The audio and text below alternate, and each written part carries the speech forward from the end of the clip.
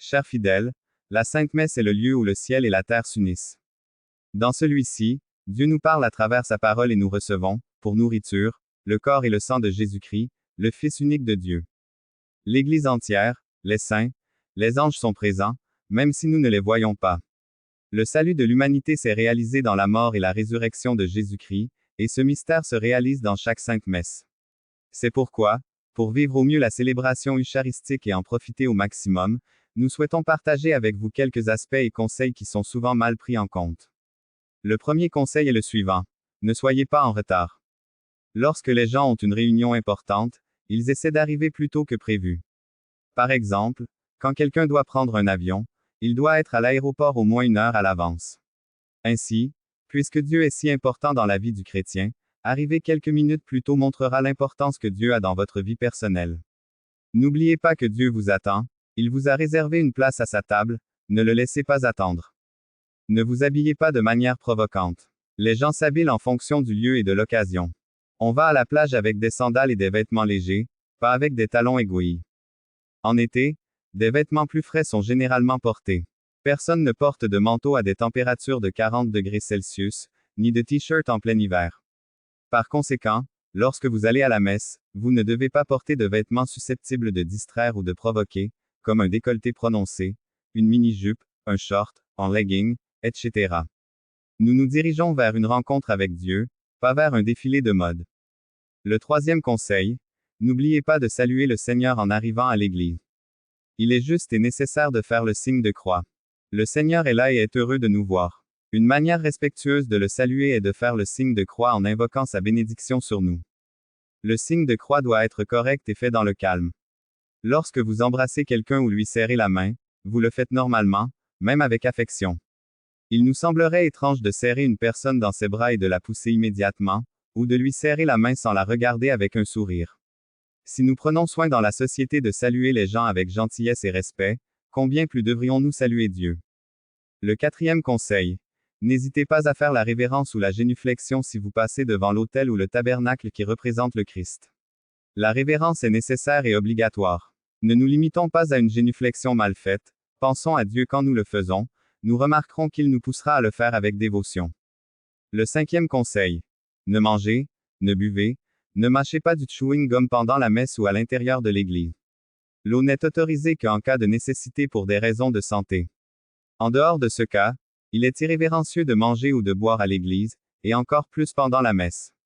Vous n'allez pas à une réunion importante en prenant un hamburger ou un soda. Nous devons prendre conscience du mystère qui est célébré. Le sixième conseil. Ne croisez pas les jambes. Croiser les jambes est considéré comme une posture irrespectueuse lors d'événements protocolaires importants où se rassemblent des personnalités reconnues. Nous ne verrons jamais de personnes les jambes croisées. Notre dévouement s'exprime également par le langage corporel. Le septième conseil. Avant l'annonce de l'Évangile, il suffit de faire le petit signe de croix sur le front, les lèvres et la poitrine. Même s'il n'existe aucun document officiel qui l'explique, le sens de ce geste est de demander au Seigneur d'ouvrir l'intellect pour écouter son message, d'ouvrir les lèvres pour proclamer sa parole, d'ouvrir le cœur pour recevoir son salut. Le signe de croix complet sur le buste est omis, mais seulement devant l'Évangile. Le huitième conseil. Ne vous asseyez pas pendant la consécration de l'Eucharistie. Si vous ne pouvez pas vous agenouiller, vous devez vous tenir debout. Mais rester assis, sauf en cas de maladie ou de vieillesse, est un manque de respect pour le Christ qui est présent sur l'autel. L'idéal est de s'agenouiller, mais si vous ne pouvez pas, même si cela peut être difficile, il faut vous lever. Le Seigneur verra à quel point vous voulez lui montrer du respect sans pouvoir vous agenouiller. Le neuvième conseil. Nous ne récitons pas à haute voix la phrase « pour le Christ », avec le Christ, et en Christ. Cette phrase fait partie de la prière eucharistique, et il appartient au prêtre qui président et dirige la messe de la prononcer, au même titre que les paroles de la consécration. Le dixième conseil. Ne bougeons pas de chez nous pour faire le signe de la paix. Faisons cela uniquement à ceux qui sont à côté de nous, qui pourraient être au premier rang ou au bureau arrière, mais pas à ceux des autres bureaux. Nous n'en profitons même pas pour féliciter ou présenter nos condoléances. Nombreux sont les prêtres qui profitent de l'occasion pour descendre du presbytère et féliciter les époux ou présenter leurs condoléances à la famille en cas de deuil, mais cela ne devrait pas être fait, même par le prêtre. Et s'il le fait, vous devez savoir qu'il fait quelque chose qui n'est pas son devoir. C'est un mauvais exemple et ne devrait jamais être suivi. Le 11e conseil. Ne communiez pas si vous n'êtes pas prêt et préparé. Il faut observer le jeûne eucharistique, c'est-à-dire ne rien manger ni boire 1 heure avant la communion, et surtout ne pas commettre de péché grave. Dans de nombreuses paroisses, il y a des prêtres qui se confessent avant ou pendant la messe. Si vous avez besoin de vous confesser, vous devrez le faire. Vous pouvez arriver à l'église avec le temps nécessaire pour vous confesser d'abord ou chercher un prêtre, mais en état de péché mortel, il ne faut pas recevoir l'Eucharistie. Certes, Jésus est miséricordieux, mais souvenez-vous de ces paroles de Saint Paul. Celui qui mange indigne le corps du Seigneur mange sa condamnation. Après avoir communié, nous ne parlons pas aux autres, mais retournons chez nous et parlons au Seigneur que nous venons de recevoir. Si nous n'avons pas reçu l'Eucharistie, nous faisons une communion spirituelle en parlant directement avec le Seigneur. Profitons de ces moments pour l'adorer en demandant aux anges et aux saints de nous aider à le vénérer. De plus, remercions-le pour toutes les bénédictions reçues. Disons-lui combien nous l'aimons, avec la liberté de lui demander ce dont nous avons besoin. Il sait que nous sommes des êtres qui avons besoin de grâce matérielle et spirituelle. Dans ces moments, le Seigneur est plus proche de nous que jamais. Ne nous laissons pas distraire par autre chose. Un conseil.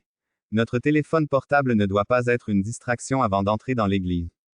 Nous avons mis nos téléphones portables en mode silencieux. Ne répondons pas aux messages et ne parlons pas au téléphone portable, car ce n'est pas poli et respectueux. Consacrons toute notre attention au Seigneur qui nous réserve toute sa miséricorde dans ce rendez-vous d'amour qu'est la messe. Une fois la messe terminée, rendons hommage consciencieusement, sans quitter l'Église précipitamment. Ne manquons pas la bénédiction avec laquelle nous sommes envoyés dans le monde pour témoigner au nom du Père, du Fils et du Saint-Esprit. Partons avec un nouveau désir que le Seigneur nous a inspiré. Construire son royaume d'amour dans le monde. Amen.